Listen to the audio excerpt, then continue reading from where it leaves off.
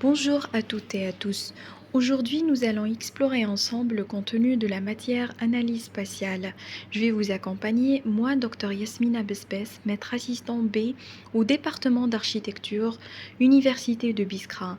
Alors, je vous souhaite à tous la bienvenue dans cette nouvelle vidéo. Donc, on va commencer dans un premier temps avec une présentation générale de la matière enseignée. Ensuite, on va découvrir ensemble le contenu de la matière, passant par les visées d'apprentissage, le mode d'évaluation, les modalités de fonctionnement. Et dans un sixième point, je vais vous exposer en bref le premier chapitre, généralité et définition. Et à la fin, je vais vous donner la conclusion de ce chapitre. Donc, en commençant par la présentation générale de la matière, on va définir l'analyse spatiale par rapport à l'analyse topographique. Donc, l'analyse spatiale vise à décrire et à expliquer une organisation spatiale par l'analyse et la définition des caractéristiques physiques et humaines des lieux en mettant en relation les territoires et leurs composantes, quelle que soit la nature. Tandis que l'analyse topographique vise à décrire les différents éléments formant le relief et qui seront expliqués ultérieurement. Elle constitue la première démarche du commentaire de carte et requiert l'usage d'un instrument de travail fondamental, ce qui est la carte topographique.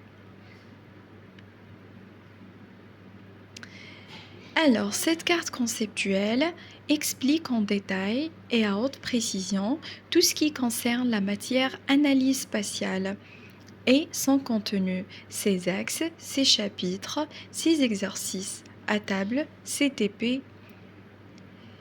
Donc, le contenu de la matière s'appuie sur 4 axes fondamentaux.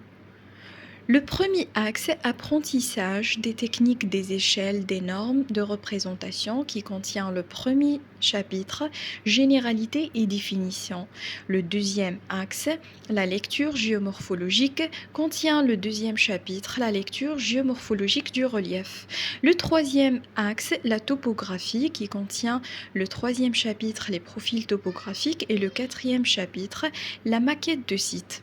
Et à la fin, le quatrième axe, la cartographie, qui contient les 2 derniers chapitres. Chapitre 5, la cartographie, généralité et définition. Et chapitre 6, le commentaire de carte topographique. Et bien sûr, à la fin de semestre et à l'issue de ce cours, l'apprenant sera capable de maîtriser la lecture géomorphologique et ses techniques d'analyse et de représentation. Et bien sûr, il sera capable aussi de connaître les différentes techniques de l'analyse topographique et d'écrire les divers éléments formant le relief. Aussi, il sera capable de comprendre l'analyse structurale et pouvoir dégager l'âge, la structure et la nature des couches géologiques.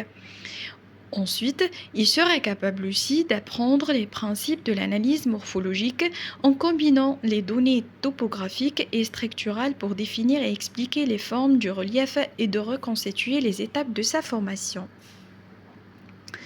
Donc pour le mode d'évaluation, on a 3 modes d'évaluation.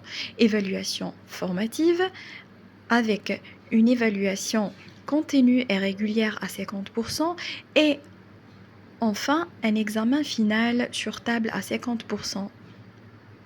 Et pour les modalités de fonctionnement, nous avons des séances théoriques afin de transmettre aux étudiants les connaissances de base relatives à la matière analyse spatiale en général et tout ce qui concerne la cartographie, la topographie et la géomorphologie en particulier, et des séances de travaux pratiques afin d'appliquer les connaissances acquises au niveau du cours et valider la maîtrise des méthodes d'analyse.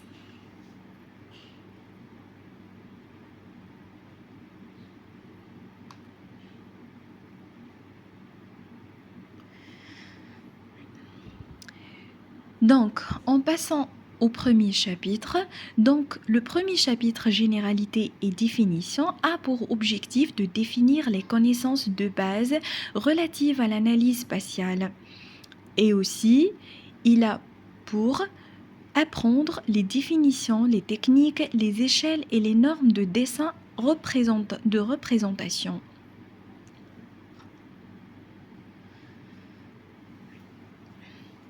Donc, on va commencer avec une question clé. D'après vous, comment passer d'un sphère à un plan? Est-ce qu'à l'aide de l'imagination ou bien à l'aide d'un système de projection? On a aussi une question fondamentale qui se pose. Comment passer d'un sphère à un plan? Alors, la réponse est, il faut utiliser un système de projection. Mais c'est quoi le système de projection? Donc un système de projection établi par le calcul d'une correspondance entre les points d'un ellipsoïde et ceux du plan de la carte. Cette opération engendre des déformations qui affectent les longueurs, les angles et les surfaces. On classe les systèmes de représentation plane selon la nature des altérations et selon les modes de construction: surface de projection, point de vue de projection, position du point de tangence sur la sphère. Les diverses catégories ainsi définies se recouvrent et se complètent. Pour le classement des systèmes de projection, on a deux modes de système de projection, selon les altérations ou bien selon les modes de construction. Donc on commence avec le classement des systèmes de projection selon les altérations.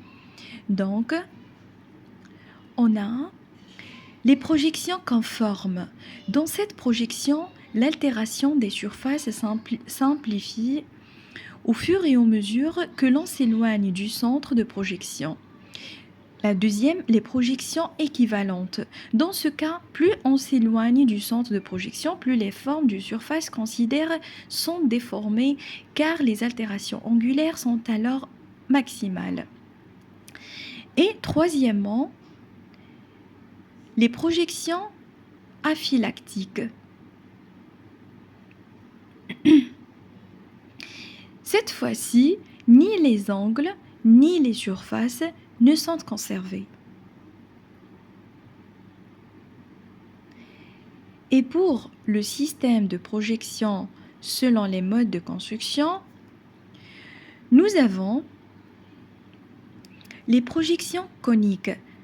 Dans ce cas, la surface de référence se présente sous la forme d'un cône ou d'un tronc de cône tangent ou séquent à la sphère.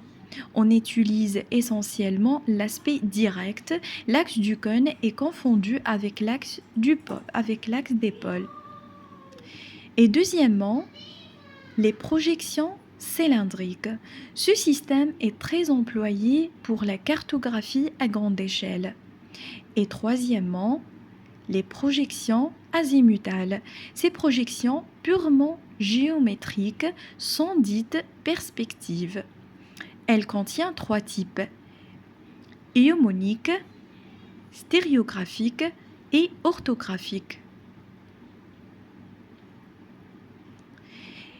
Et on peut conclure ce chapitre et on peut dire que ce chapitre offre à l'étudiant une connaissance approfondie des concepts et des principes de la matière, ainsi qu'il facilite l'apprentissage de différents types de projections.